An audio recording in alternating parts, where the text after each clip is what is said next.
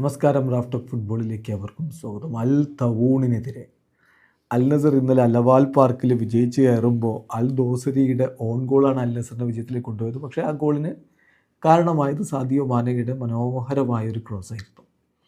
മാന തന്നെയാണ് ഇന്നലത്തെ താരം. പ്ലെയർ ഓഫ് ദി മാച്ച് പുരസ്കാരവും അദ്ദേഹത്തിനാണ്.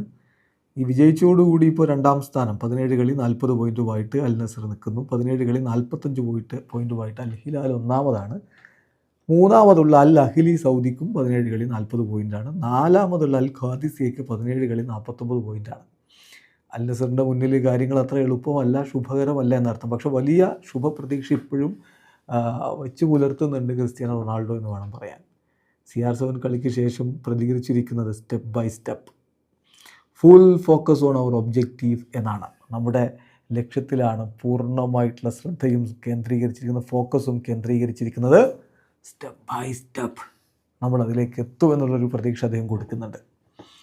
എത്തുമെന്നുള്ളത് കണ്ടറിയണം. 2002 വേൾഡ് കപ്പിന് ശേഷം അൽ നസറിലേക്ക് ചേക്കേറിയ ക്രിസ്ത്യാനോ ഇപ്പോൾ 2026 വേൾഡ് കപ്പ്, അടുത്ത വേൾഡ് കപ്പിന് സമയമായി. ഇതുവരെ അവിടെ നിന്ന് ഒരു പ്രോ ലീഗ് കിരീടവും നേടിയിട്ടില്ല. പോയ മണ്ണിലൊക്കെ കിരീടം ചൂടിയ ആളാണ്. സൗദിയിൽ എന്തുകൊണ്ടോ അതങ്ങ് സംഭവിക്കുന്നില്ല. ഇത്തവണ ഇനി അത് സംഭവിക്കണമെങ്കിൽ അൽ ഹിലാൽ 2 കളികളിൽ അവരുടെ പോയിൻ്റ് ഡ്രോപ്പ് ചെയ്യുകയും എന്നാൽ അൽ നസർ ഒരു കളിയും ഡ്രോപ്പ് ചെയ്യാതെ പോവുകയൊക്കെ വേണം. അത്ര എളുപ്പമുള്ള കാര്യമൊന്നുമല്ല. എന്നാലും CR7 ആവേശത്തോടു കൂടി ഇപ്പോഴും ഫോക്കസ്ഡായിട്ട് ഫൈറ്റ് ചെയ്യുകയാണ്. ഏതായാലും ഈ വിജയത്തെക്കുറിച്ച് ഓർഗെ ജീസസ് പറഞ്ഞത് ഏറ്റവും പ്രധാനപ്പെട്ട കാര്യം എന്താണെന്ന് വെച്ചാൽ 3 പോയിൻ്റ് നമ്മൾ നേടി എന്നുള്ളതാണ്. നമ്മുടെ 3rd കൺസിക്യൂട്ടീവ് വിക്ടറിയാണ്. മികച്ച രൂപത്തിൽ തന്നെയാണ് നമ്മൾ ജയിച്ചിരിക്കുന്നത്. കാരണം ഒരു ബെസ്റ്റ് ടീമിനെതിരല്ലേ കളിച്ചിരിക്കുന്നത്.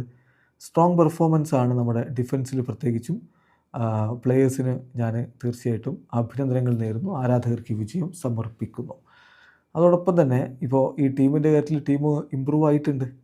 മാനെ തിരികെ എത്തി, സിമാക്കൻ ഇഞ്ചുറിയിൽ നിന്ന് തിരികെ എത്തി. സോ ഇപ്പോൾ ടീം കൂടുതൽ ഇമ്പ്രൂവ് ആയിട്ടുണ്ട്. പ്ലേയേഴ്സ് എല്ലാവരും ഈ കളിക്ക് റെഡി ആയിരുന്നു. അപ്പോൾ സ്ട്രോങ് ആണ്, ഡിഫെൻസീവ്ലി സ്ട്രോങ് ആണ്. Especially over the last 10 matches എടുത്ത് നോക്കുമ്പോൾ ഡിഫെൻസീവ്ലി സ്ട്രോങ് ആയിട്ടുള്ള പെർഫോമൻസ് ആണ് നടത്തിയത്. പ്രതീക്ഷയോടുകൂടി തന്നെയാണ് മുന്നോട്ട് പോകുന്നതെന്ന് ഓർഗെ ജീസസും പറയുന്നു. ഇവിടെ അവസാനിക്കുന്നു. ഫുട്ബോൾ ലോകത്ത് കൂടുതൽ വിശേഷങ്ങളുമായി റാഫ് ടോക്സിൽ എത്താം.